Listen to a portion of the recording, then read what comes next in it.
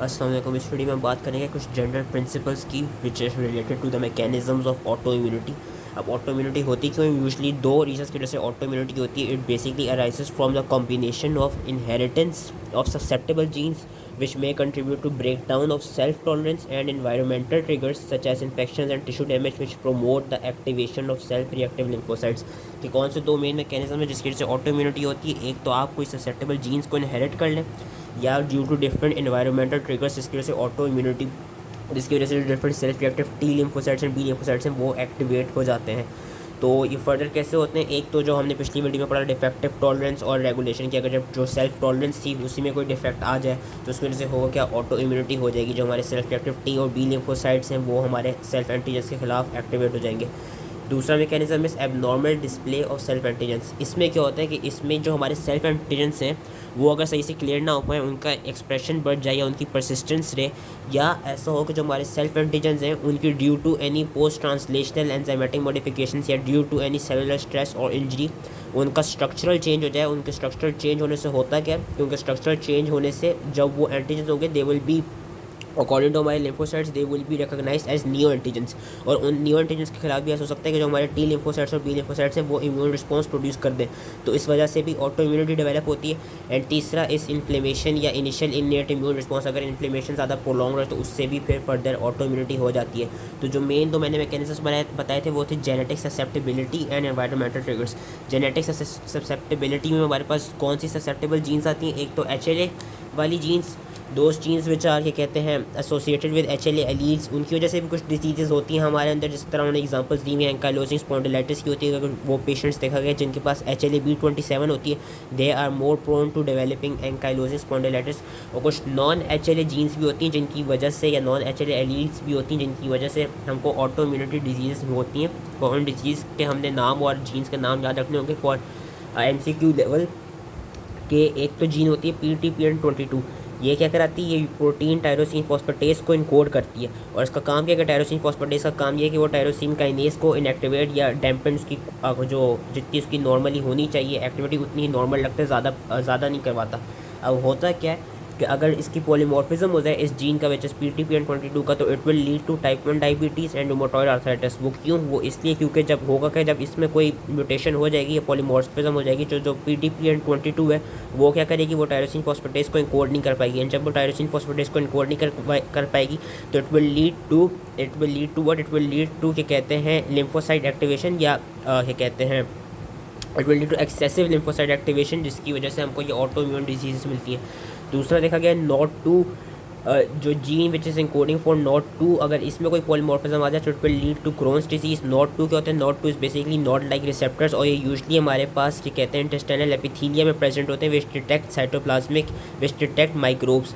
अब होता क्या है, हमें पता है कि जो हमारा इंटेस्टाइनल एपिथीलियम है, जो स्मॉल इंटेस्टाइन है, वहाँ पे हमारे पास नॉर्मल गट फ्लोरा भी होता है। और अगर NOD2 में कोई वो आ जाए, पॉलीमॉर्फिज्म आ जाए, NOD2 की जीन में कोई पॉलीमॉर्फिज्म आ जाए, तो उसकी वजह से होता है कि इसकी वजह से क्रोन्स डिजीज़ होती है। क्रोन्स डिजीज़ में यही होता है कि जो हमारा गट माइक्रोब है वो, या जो हमारे कमेंसल बैक्टीरियाज हैं विच इज़ जो नॉर्मल फ्लोरा, उनको क्या कहते हैं एज अ फ़ौरन डिटेक्ट कर लिया जाता है और फिर उनके खिलाफ क्रॉनिक इन्फ्लेमेटरी रिस्पॉन्स शुरू हो जाता है। And lastly polymorphism in the gene which encodes the interleukin 2 receptor is associated with multiple sclerosis. अब इसमें ये तो थी एसोसिएशन ऑफ ससेप्टेबल जीन्स। दूसरा हमने पढ़ा था role of infections and other environmental factors के auto immune reactions they may be triggered by infections में किन दो प्रोसेस है? एक तो प्रोसेस है इंडक्शन ऑफ को स्टिमुलेटर्स और एंटीजन प्रेजेंटिंग सेल्स, और दूसरा जो इंपॉर्टेंट फैक्टर है वो है मॉलिक्यूलर मिमिक्री। पहले वाले में होता है कि जब कोई इन्फेक्शन आ जाए, उस इन्फेक्शन की वजह से देयर इज़ अ चांस कि there might be up regulation of expression of co stimulators on antigen presenting cells. अब जब को स्टिमुलेटर्स की एक्सप्रेशन बढ़ जाएगा एंटीजन प्रेजेंटिंग सेल्स में, तो देयर इज़ अ चांस कि जो एंटीजन प्रेजेंटिंग सेल्स जिनके पास सेल्फ एंटीजन प्रेजेंट है, अगर वो भी ज़्यादा को स्टिमुलेटरी मॉलिक्यूल्स बढ़ाने लग जाए, तो को स्टिमुलेटरी मॉलिक्यूल्स बढ़ाने से होगा क्या? ज़्यादा से ज़्यादा सेल्फ रिएक्टिव टी सेल्स क्या करेंगे? सेल्फ एंटीजन के साथ रिएक्ट करेंगे। और जब ज़्यादा self reactive T cells self antigen के साथ रिएक्ट करेंगे, so they will become more activated and they will lead to auto immunity, जो कि उन्होंने इस छोटे से पैराग्राफ में दिखाया है कि if the cells are presenting self antigens the result में be breakdown of anergy and activation of T cells specific for self antigens. दूसरा प्रोसेस क्या होता है विच इज़ इंपॉर्टेंट? दूसरा प्रोसेस इज जो मॉलिक्यूलर मिमिक्री।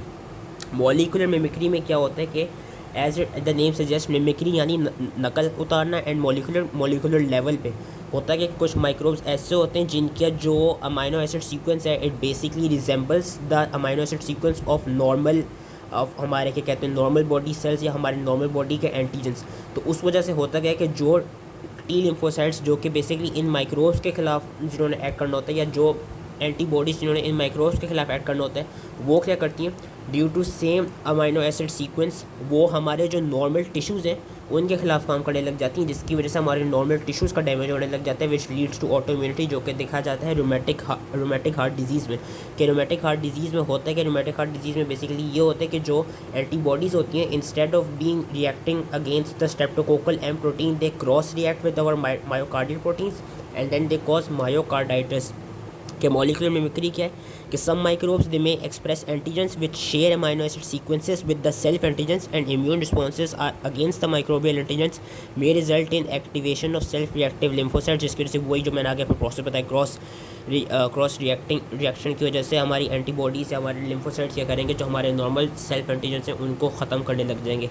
उसके अलावा ये भी देखा गया कि कुछ microbes like Epstein Barr virus और HIV virus they cause polyclonal B cell activation which results in production of autoantibodies and tissue injury is common in infections which may release and structurally modify self antigens which will create new antigens and are able to and those new antigens they are able to activate the T lymphocytes। उसके अलावा ये भी देखेगा कि infections may induce the production of cytokines which recruit lymphocytes including potentially self reactive lymphocytes to sites of self antigens। लेकिन जो दो roles important हमने याद रखने थे environmental factors में वो थे induction of co-stimulators और antigen presenting cells and जो most important था molecular mimicry।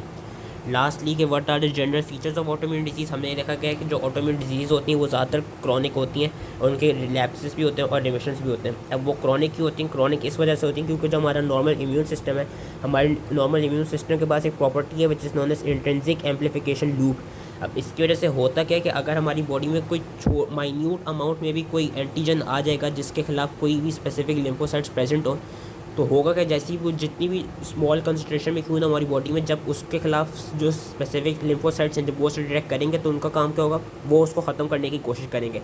अब ऑटो इम्यूनिटी में क्या होता है, ऑटो इम्यूनिटी में एंटीजन कौन होते हैं, हमारे अपनी ही बॉडी के सेल्स होते हैं, हमारी अपनी ही बॉडी के सेल्फ एंटीजन्स होते हैं। तो अब जो हमारे बॉडी में उन एंटीजन्स के खिलाफ जो भी स्पेसिफिक लिम्फोसाइट्स हैं वो क्या करते हैं, वो उनको ज़्यादा से ज़्यादा जल्दी से जल्दी ख़त्म करने की कोशिश करते हैं, जिसकी वजह से जो ऑटोइम्यून डिजीज़ हैं वो यूजली क्रॉनिकली रहती हैं। कि immune system contains many intrinsic amplification loops which allow small numbers of antigen specific lymphocytes to accomplish the task of eradicating the complex infections. अब when the response is inappropriately directed against self tissues the same amplification mechanisms exacerbate and prolong the injury। और एक और mechanism देखा जाता है which is known as epitope spreading। epitope spreading में क्या होता है कि immune response against one self antigen it causes tissue damage and due to tissue damage there is release of other antigens which results in activation of lymphocytes that recognize these newly encountered epitopes and these newly encountered released antigens। Lastly ये तो T lymphocytes की वजह से हो रहा था जो कि ऑटो इम्यून डिजीज़ को प्रोलॉन्ग कर रहे हैं। बाकी ऑटो एंटीबॉडीज़ का क्या फंक्शन है, ऑटो एंटीबॉडीज़ का फंक्शन यही है कि some of the disease are caused by auto antibodies whose formation में be associated with dysregulated germinal centre reactions and most chronic inflammatory disease are caused by abnormal and excessive helper 1 and helper 17 response, जिसमें हमारे पास example आ जाती है psoriasis की, multiple sclerosis की and inflammatory bowel disease की। लेकिन रूमेटॉइड आर्थराइटिस में देखा गया कि both antibodies and T cell mediated inflammation are involve. So that was basically some general principles of mechanism of auto immunity. इसमें यही दो चीज़ें याद रखनी, genetic susceptibility and environmental triggers. Genetic susceptibility में हमारे पास MHC एसोसिएटेड जीन्स भी हो सकती हैं, HLA genes and non MHC associated genes भी हो सकती हैं। वेरियस एनवायरमेंटल ट्रिगर्स में हमने दो मेन प्रोसेस याद रखने हैं, induction of costimulatory molecules on APCs and your molecular mimicry. So that was it, I hope easily समझ में आ गया। Thank you.